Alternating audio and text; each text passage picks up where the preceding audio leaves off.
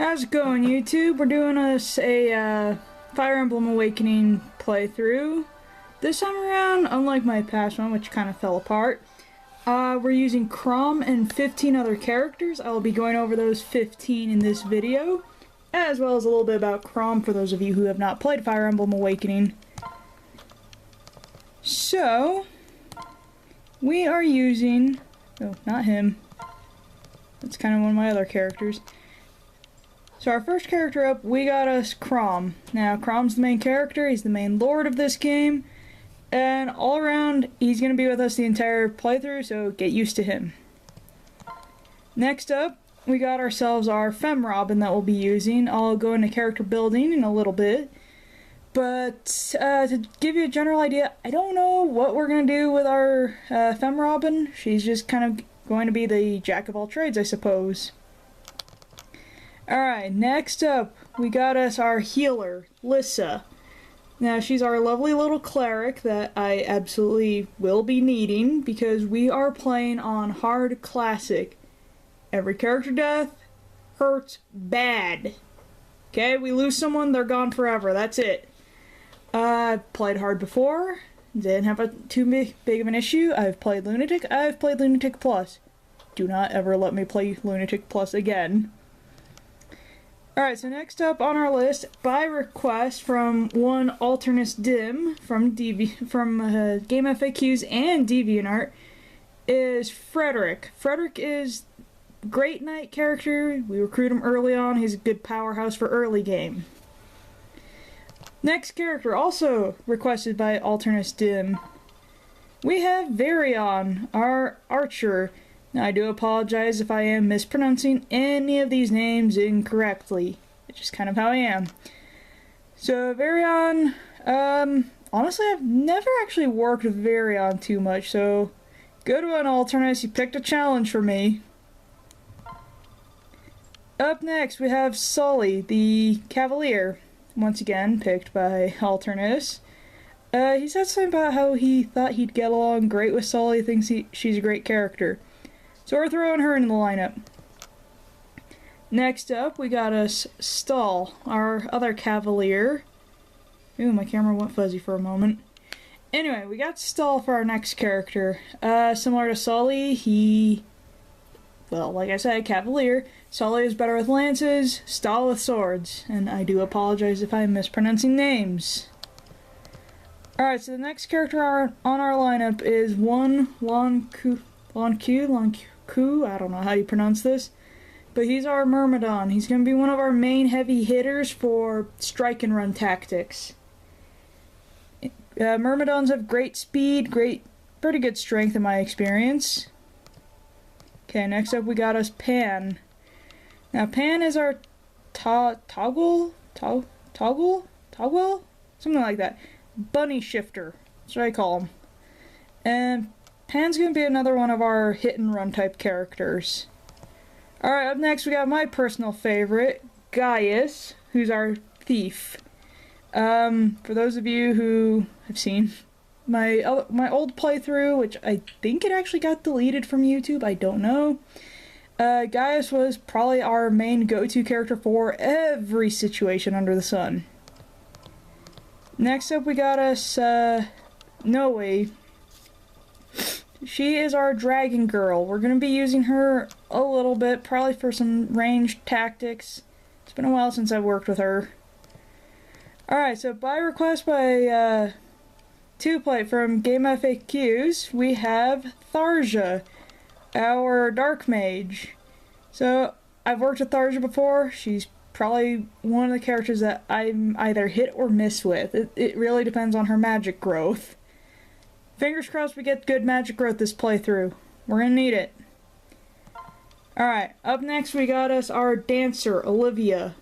Now, Olivia was the only character selected to be, aside from Fem Robin, to be a potential wife to Chrom. With this in mind, she's probably gonna end up being Lucina's mother. So, bear with it. I love Olivia, I think she's great.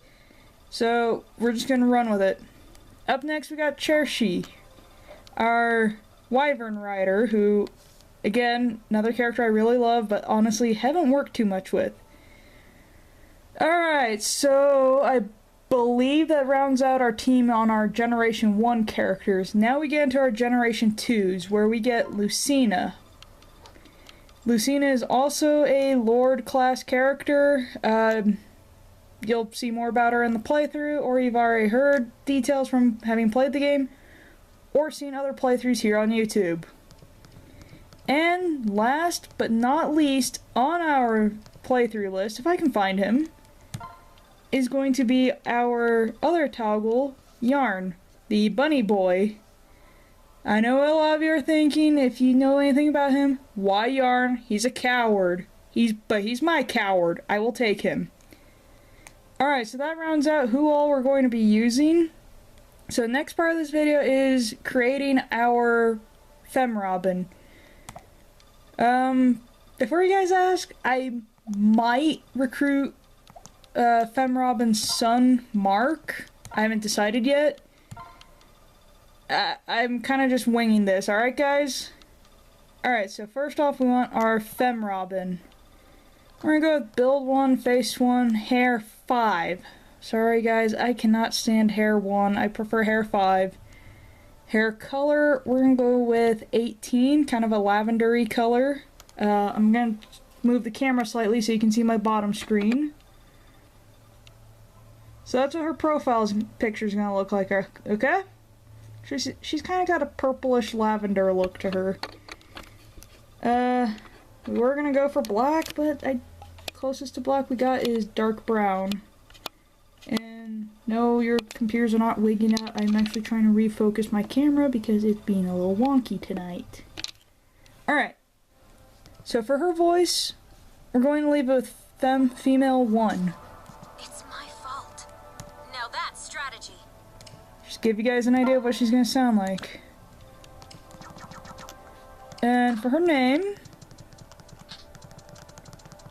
we got, if I can finish typing this, Vergil. Yes, we're going to see this on Spot Pass. Birth date doesn't really matter, but I'm just going to put in 11/4. Asset, I've been mulling this over between skill and speed, and I'm going to set it to speed. I like getting double hits on enemies. I mean, I'll go through them, what each asset will do real quick, that way anyone who's not familiar has an idea. So, HP, if my memory is serving correct, will, when you level up, will give you some slightly better hit point growth. Aside from that, I don't really know. I tend to put HP as my flaw stat because I can make it up later. Strength is your physical attack. How well are you going to be able to hit the opponent enemies around with your sword, with your lance, axes, those kind of weapons. So if you want to be an up-close melee fighter, go with strength. Magic. So your magic is your spells. It's what sound like, it's nothing tricky. These are things for your Thunder, Elf Thunder, Arc Thunder, Thoron, Fire, Elf Fire, Arc Fire, Bolganon, Val Flame, Wind, Elwind, Arc Wind. I don't know what the final one is. I apologize. I don't usually use wind magic. There's also Nosferatu. Shoot, I don't know the dark spells at all because I really don't use dark magic. So I'm unfamiliar with my dark magic and my wind magic. I apologize. I'll try to get caught up with that for when we get around to recruiting Tharja, because Tharja is going to be our main magic hitter. Skill. So skill is how often your skills are going to be triggered. Your skills are triggered, have a trigger rate. The trigger rate usually depends on your skill stat. Sometimes it's your luck stat. But what this does is, if you have a skill such as Luna, or I think Astra and Lethality, it takes your skill stat, applies a certain multiplier, and that is the percentage chance you have for that skill triggering. Lethality, I recall it being, it's your skill stat times a 1/4 of it. So whatever your skill stat is, cut it down to 1/4, that's the percentage you get. So if somehow, I've never had this happen, you end up with a 100 skill, you only have a 25% chance of lethality triggering. Okay, should cover us on skill. Speed. Speed tends to determine how often you're going to get your double hit, which in turn, you're going to hit that opponent more times in a round. So if you're faster than them, I think it's by 5 points. I could be wrong. Do not quote me on that. I'll double check for later down the road. But if you're faster than them by a set amount of points, you are going to double hit them. Same applies. If they are faster than you, they double hit you. Luck. This is probably the one stat I don't really know that much about. Anyone who's watching this and really knows their Fire Emblem stats, feel free to post in the comments regarding luck. But I believe that's the likelihood of landing a critical and avoiding being hit by a critical. This is an important stat, but I don't tend to worry about it that much. Defense, how well are you going to be able to take melee damage? This is going to be, again, swords, lances, axes. There are some swords, lances, and axes that go off of magic and hit on your resistance. Resistance is how well you're going to take magic-based attacks. Very important for battling sorcerers, sages, valkyries, those kind of characters, as well as characters that are armed with bolt axe, levin sword, and I think it's called shock stick for the lance. Not entirely certain on what all the magic variants of the melee weapons are. Like I said, my asset is going to be speed. I tend to play with either magic, skill, or speed as my plus. And I always set HP as my flaw because, again, I can make that up later most of the time. So, now that we've got Vergil made, we are ready to kick things off. So here's where I'm going to stop the video, is creating my save data. We're not touching those two. We're on save file 1, okay? So I'm going to cut it off here, and I'll pick up in a little bit with the next video, which we're going to try to get through Premonition, Prologue, and if there's time, Chapter 1. Thank you for joining me. This is Vergil Noivern with our Fire Emblem Awakening playthrough, as it's being dubbed, Vergil Grimoire's run.